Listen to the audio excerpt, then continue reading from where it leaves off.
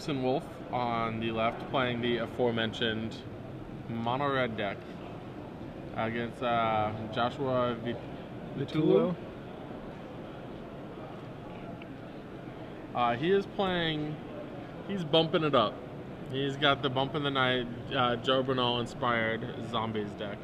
Yeah, and the funny thing about this Zombies list, and I've kind of, before we saw this mono red list, you know, I'm looking at this black red Zombies list, and it's like, in a way, it is the mono red list. Yes. Right? I mean, it is the mono red archetype, I guess, in the format right now, with basically like a bunch of 2-power dudes that try to attack and burn, right? I mean, isn't that mono red? Worse, like better creatures, worse mana. Right. Because he's playing black creatures. Josh on 5 cards, so he's behind the 8 ball here. And Anders going to potentially be able to capitalize on that, being such a fast, aggressive deck. He leads with Stormkirk Noble. Nice turn 1 play. All right, Josh has a couple red cards in his hand. He's got a Blood Crypt, so he's taking that aforementioned damage to get his cards out, and he's just going to pillar that. So that's one of his better things. But Anders' deck is actually very, very creature heavy. It's so creature heavy, in fact, that he could justify 3 copies of Mog Flunkies in his deck. Wow, yeah. Not a card you see. If you have Mog Flunkies in your deck, you mean it. Stormkirk Noble number 2 for Anders. Passes back to Josh, who has no play. Besides a land. He has a Searing Spear in his hand, so that's coming to town in a little bit. And Anders has some cards that can't really not really familiar with by just the picture. Oh, he's taking a point from this Noble. I find that very interesting. I don't think it's that big of a deal, because I think, you know, he can, and that's the Unleashed Gorehouse Chainwalker. Yeah. Duh. And he's going to use the Searing Spear on that. Yeah. So. It is a 2/1. Yeah, there we go. 2/1 Unleash. Right. So it would have been a 3-power dude, and so the Searing Spear much better used on that guy. All right, and Anders gets the message. Giralf's Messenger from Josh. Takes 2, falls to 18. Anders looks for a miracle on top. No miracle. He finds the Pillar Flame, so that's pretty good. That's actually better than a bonfire, I think, at this point. Yeah. He does not actually play bonfire, but it was funny how I don't think there are any miracles in this deck, but it was interesting that he looked as if he was playing it. Ash Zealot comes down, joins the party. Anders attacks for 4 before using Pillar Flame on the on its preferred target. Yeah, there's Ash Zealot, a 2/2 for red, first strike haste. So you saw it swinging in right away there. Whenever a player casts a spell from a graveyard, Ash Zealot deals 3 damage to that player. That's big game. So I don't want to root for one player or the other, but you know what you know how I hope this game ends? How's that? I hope this game ends with Josh casting a Bump in the Night from the graveyard, taking 3, but it not mattering, and Anders dying to the flashback Bump in the Night. Alright, so there's Brimstone Volley. Last opportunity to kill that Stormkirk Noble without Morbid. So Brimstone Volley takes out Stormkirk Noble. We have Ash Zealot left on Anders' side of the board, does 2 to Josh. And, Anders showing some discipline there. He has a Brimstone Volley in his hand. Decided not to rock it for Morbid. There we have 2 Blood Artists. So it's like either the best card or the worst card Josh could have right now, depending on your perspective. In terms of dealing with these creatures Anders is playing, it's the worst card. But assuming he can find some blockers or some along those lines, yeah, that doesn't block very well. So he's going to need something a little more blocking friendly. Although, like, if he's just not dead by the time these cards get in. What's this? This is a Hell Rider. He's taking Josh on a hell ride. So The triggers take Josh to 6, and he's forced to block. So, very, very good draw from Anders right there. Yeah, Hellrider, I think Chapin said, hits like a bag of trucks. I think that was a quote. Bag of trucks, eh? Like toy trucks? No, I think semi-truck. That's a really big bag. Yeah, it's a big bag of trucks.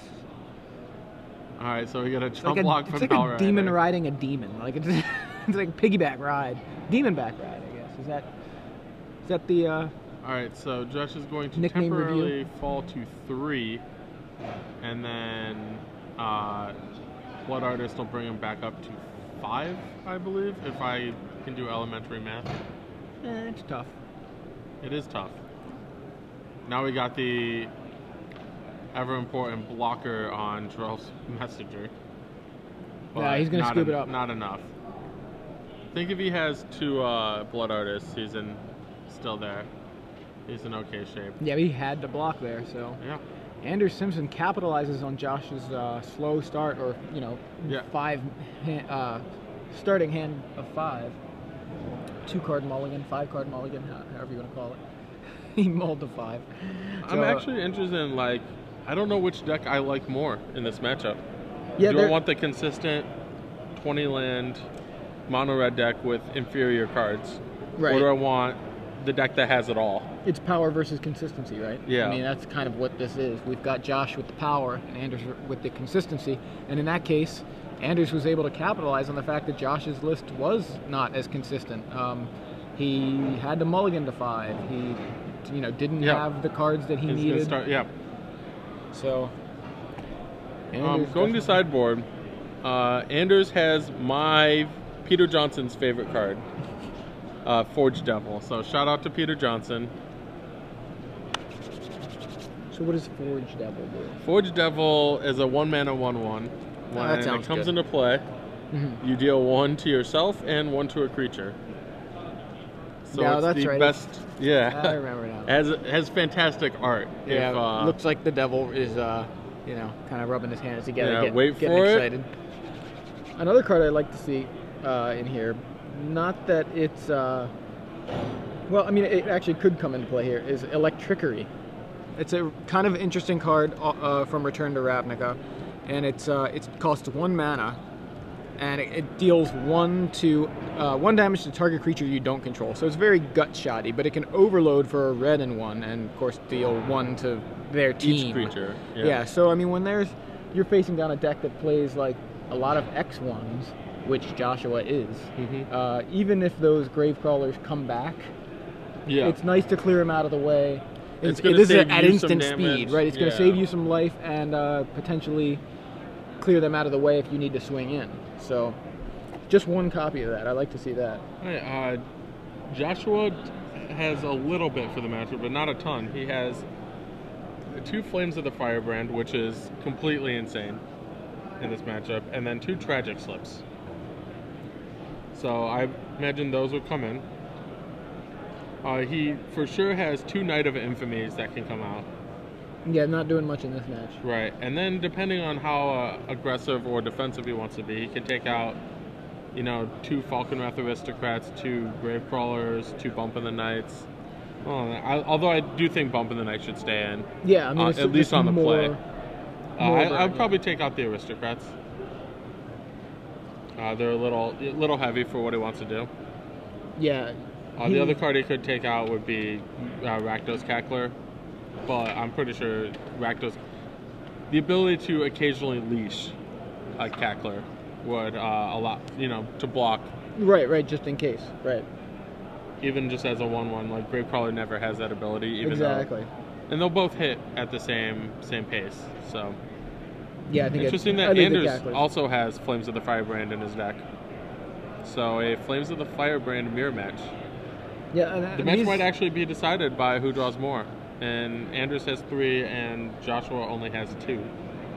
So it's a really interesting matchup. Like, there's 2 really similar decks. Just trying to use burn to clear the way or end the game. Right. Yeah, one of them's going with the basically accepted zombie plan with the best creatures. Right.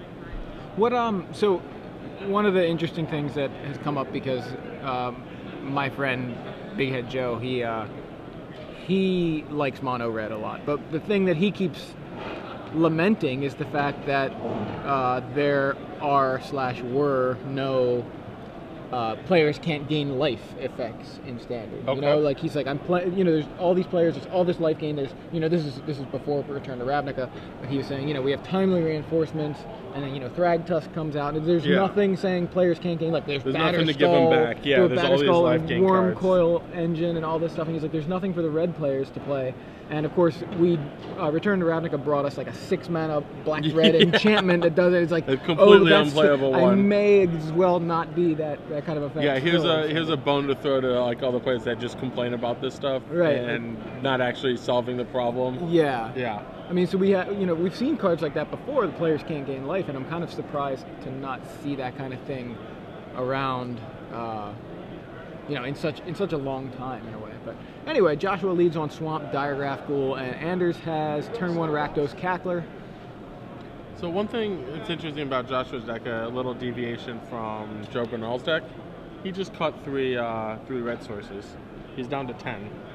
Have you know he's only on 2 Rakdos Guild Gates? Mm-hmm.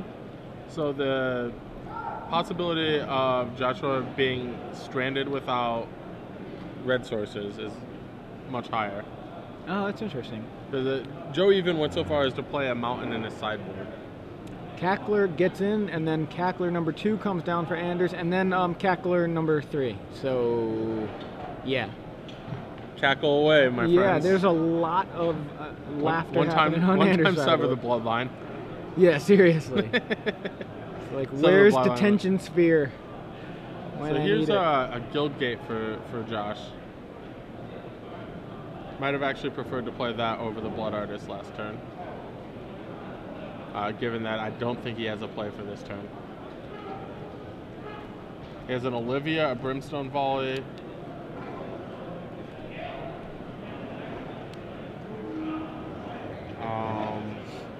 A Cavern of Souls. And one card I can't make. It's another. Oh, that's a Blood Crypt. Blood Crypt and a lot of the land. I thought it was a Blood Crypt, and you said Guildgate, and I'm like, oh, I guess it's a Guildgate, you know? That's Flames of the Firebrand. Oh, very nice. That'll do some work. Yeah. So, you have an interesting thing if you want to pass there and risk an instant speed burn spell from Anders. Because if Anders just sends his guys, you're going to Brimstone Volley one of them. Mm-hmm. And if Anders burns the Blood Artist in response, you miss out on a trigger. But on the other hand, if Anders plays like an upgraded card, like a Shred Freak or a Ashes Zealot, then which I actually think, yeah, that's a Shred Freak, I believe. There we have Mizium Mortars on. Oh, I'm sorry, Brimstone Volley, not Mizium Mortars. Yeah, Mizium Mortars is. I was thinking Volley and said Mortars.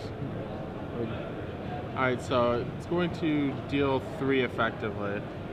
I'd have liked to see a Searing Spear on the Blood Artist in response. But instead we just have a post-combat Ashes Zealot.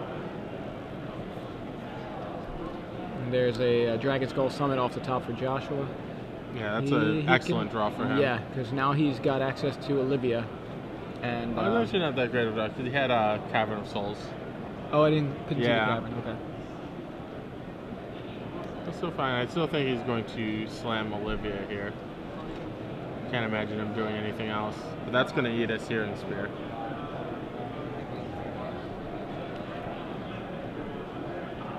Well, he's thinking about it. He knows, obviously, that Anders has probably just got the burn for it, but in a way,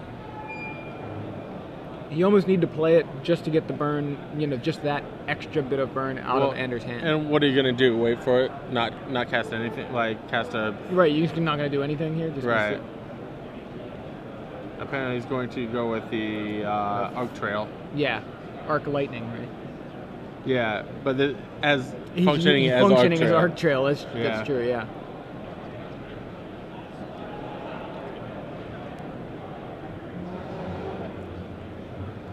So after takes out the Ash Zealot. Yeah, the Blood Artist triggers again. And it passes back. And Josh was saying holding the ghoul back a turn after attacking with it. Oh, this is a good draw for Anders. Not only does Pillar Flame remove the blocker, could remove the blocker, but this does so without triggering Blood Artist. Yeah, so Pillar of Flame takes out the ghoul, exiling it, and Pillar of Flame number 2 takes out the Blood Artist. Didn't see that one either. Anders exiles Josh's board and swings in with 2 Rakdos Cacklers. So classic red deck. Play a small guy and then burn your guy. All right, so a 6th land for Josh. He's got the Cavern still in his hand. I suppose here comes Olivia, who's going to eat a Searing Sphere, and then Josh is going to get hit again. Because she can't even, at this point, and the thing is like, Josh is in a no-win situation. Because if he doesn't play it, the Searing Spear just goes to, both of them just go to the face. Yeah.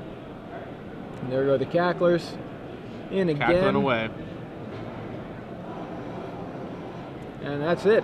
All flooded out, says Alright, Joshua.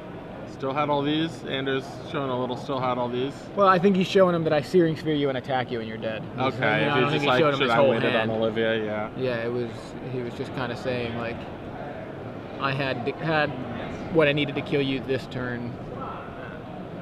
So Anders Simpson capitalizing. In a change of pace, we get a match over in 16 minutes? Yeah, lightning quick time. So I would imagine that we're getting another camera on match somewhat. Another camera on match, or maybe another match on camera.